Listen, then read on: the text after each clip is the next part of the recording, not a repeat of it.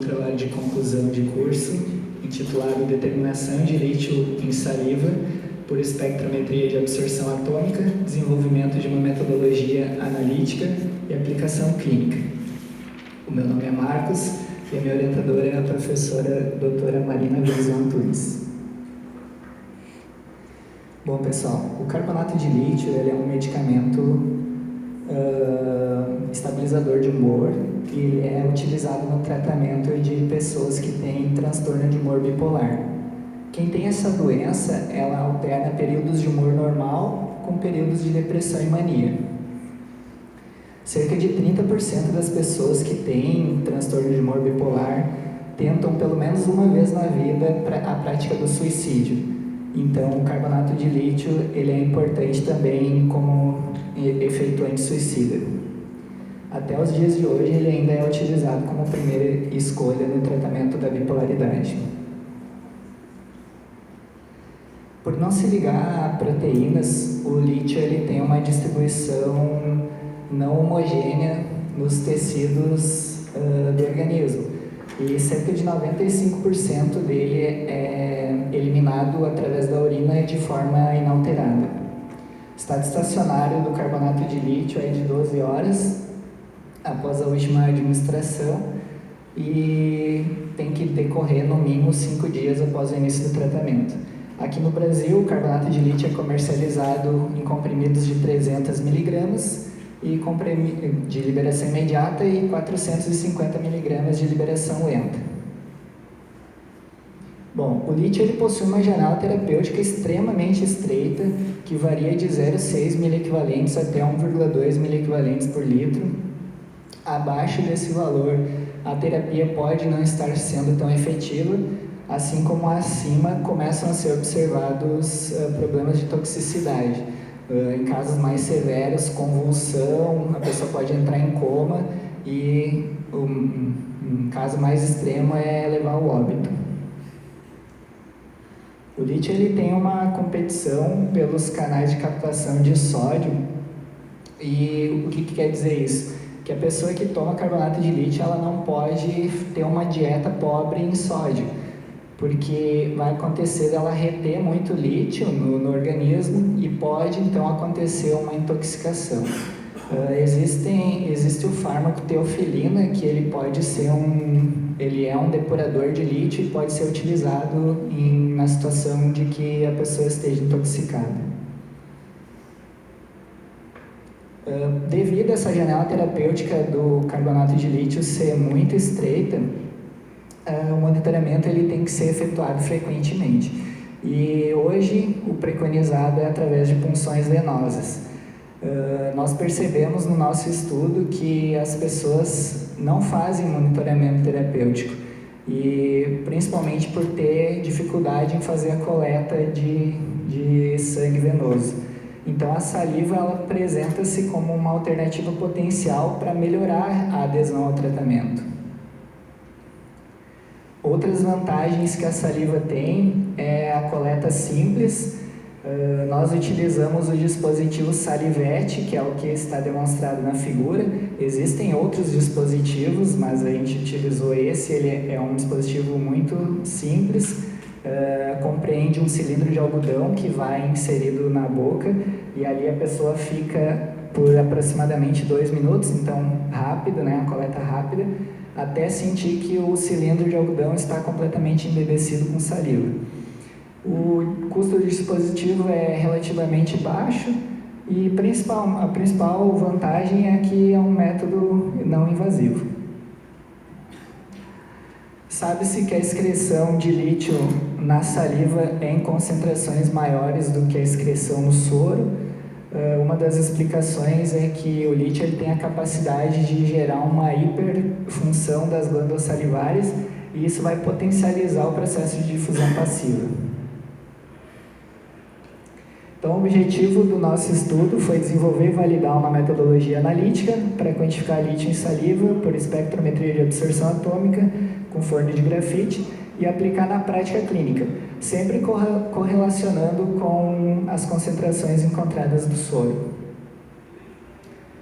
A nossa metodologia nós efetuamos o preparo de controles e calibradores em certas diluições previamente feitas.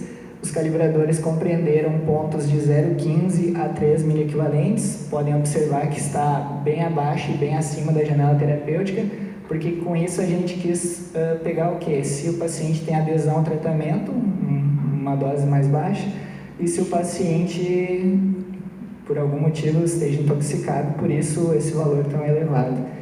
Nós tivemos também 4 controles de qualidade, sendo que o limite inferior de quantificação a gente buscou ver se o nosso método era sensível, e 3 controles de qualidade, o baixo, médio e o alto, para verificar a precisão e exatidão do nosso método. Bom, a partir do momento que a gente fez a coleta da saliva, nós centrifugamos a 3.000 RPM por 5 minutos, e nas etapas seguintes, tanto as amostras como o calibrador de controle passaram por aquelas diluições, naquelas concentrações descritas nesse slide, 50 microlitros e 950 microlitros de diluente. O nosso equipamento ele é um espectrômetro de absorção atômica com forno de grafite, ele é bastante sensível, por isso que o volume de injeção é de apenas 10 microlitros. Conforme podemos ver no gráfico, à medida que sobe a temperatura, vai acontecendo os processos de secagem, pirólise, atomização, limpeza, e a absorvância lida foi de 670,8 nanômetros. Nós tivemos 5 parâmetros de validação, que foram seletividade, linearidade, sensibilidade, precisão, exatidão e estabilidade, com as técnicas conforme o descrito nos parâmetros de validação comumente utilizados.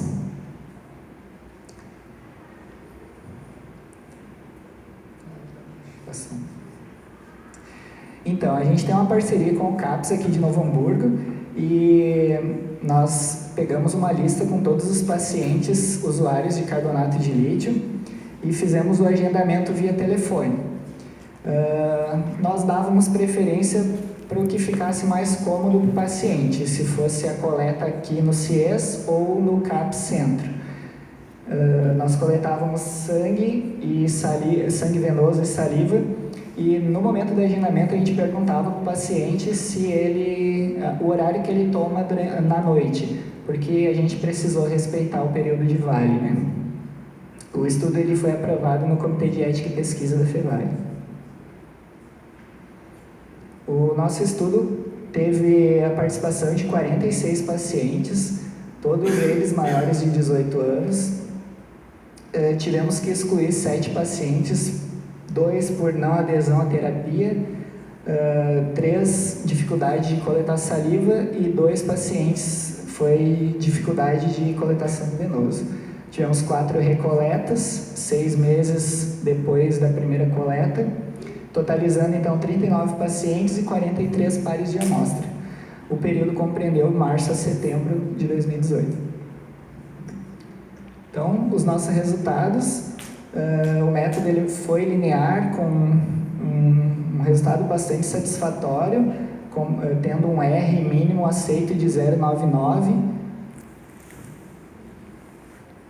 A precisão e exatidão também tiveram resultados satisfatórios, sendo que tanto entre os dias como no mesmo dia ficou dentro do preconizado na literatura, que é no máximo 15% na precisão, e o coeficiente de variação de exatidão ele compreendeu entre 85% e 115%.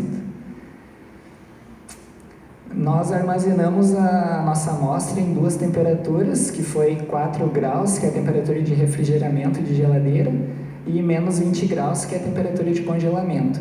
E a nossa amostra mostrou-se bastante estável passados 28 dias. Claro, a gente começa a observar um decréscimo na estabilidade, porém, ainda assim, no dia 28, a gente tem quase 90% da nossa amostra. E a gente recomenda, então, sugere que seja armazenado por, no máximo, 4 semanas. Os nossos pacientes, em sua maioria, eram mulheres, 74%, isso já era esperado devido, entre outros fatores, à questão hormonal. A idade média dos nossos pacientes foi de 46 anos.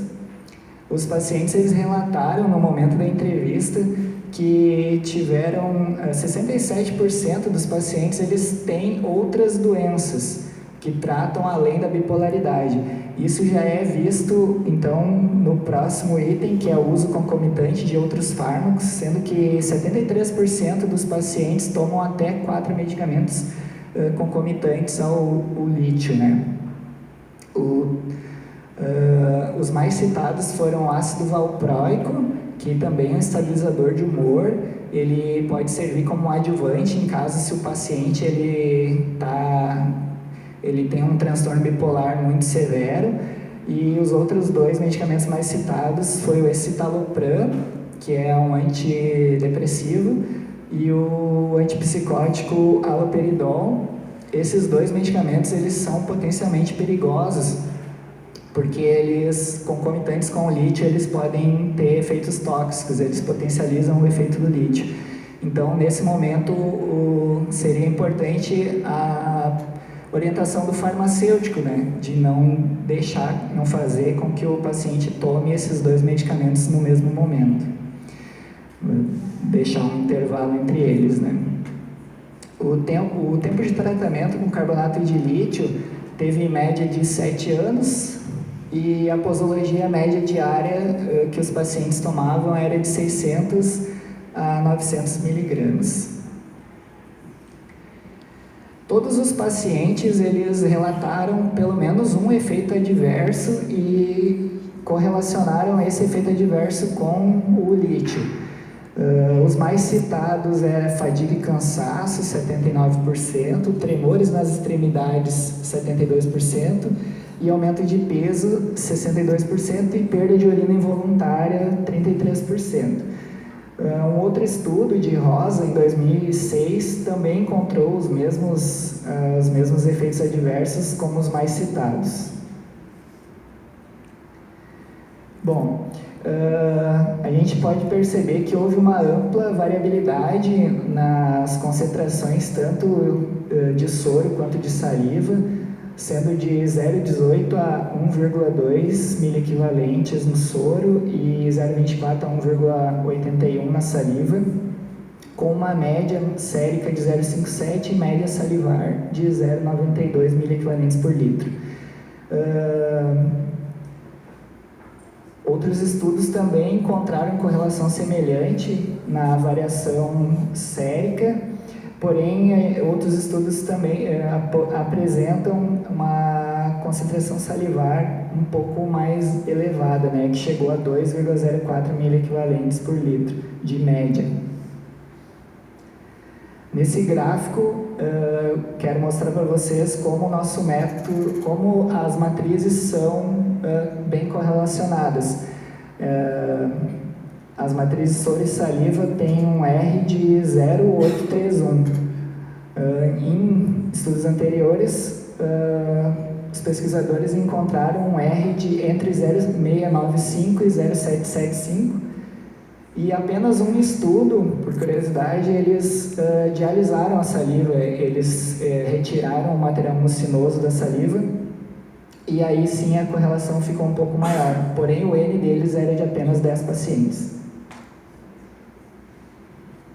Bom, na tentativa de a gente avaliar se é possível utilizar a correlação soro e saliva para estimar uma concentração sérica, a gente fez a regressão de Pechenbach-Bloch e a gente observou que os pontos eles ficaram muito próximos.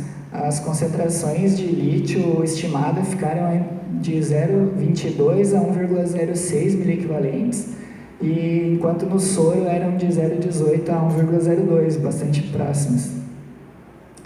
Nesses gráficos dá para ver melhor essa correlação, sendo que no gráfico de Blend-Altman 1A, a gente pode perceber que as concentrações elas têm correlação, mas elas têm uma tendência para um dos lados, observando que a média ficou em menos 46,4.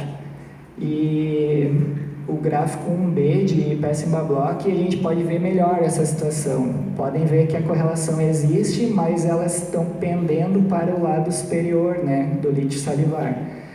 E já nessa tentativa, então, que a gente fez de tentar estimar o lítio sérico, no gráfico 2A de Band-Altman, a gente pode ver como melhorou a correlação, a distribuição dos pontos, ficou bem mais homogênea, sendo que se aproximou bastante do zero na média, ficando em menos 5,6.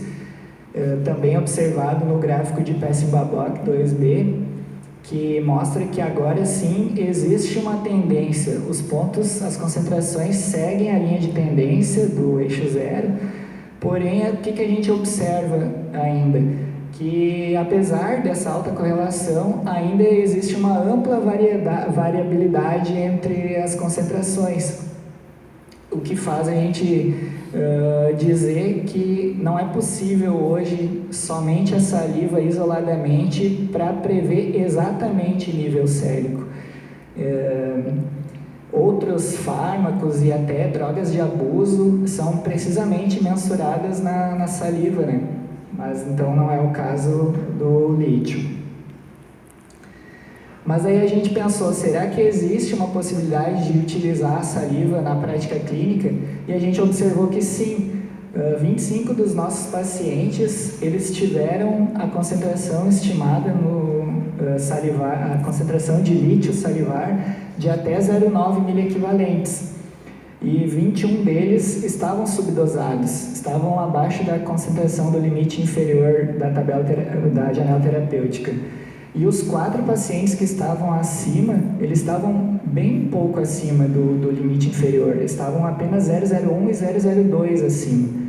Então, o que a gente sugere, o nosso achado do nosso estudo é que dá para usar a saliva para verificar a adesão ao tratamento.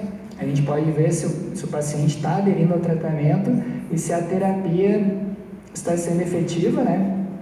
E a gente pode fazer isso como uma espécie de triagem. Antes da pessoa passar pelo processo invasivo, ela faz uma coleta de saliva e faz a mensuração a determinação de lítio salivar para poder verificar a quantidade de lítio.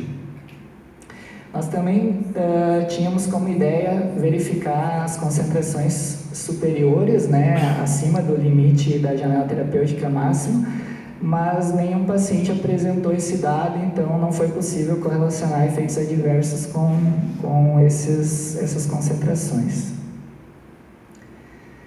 Então, a gente concluiu que o nosso método foi validado com uma performance bastante satisfatória. As nossas matrizes, tanto soro e saliva, tiveram uma correlação muito grande, porém alta variabilidade.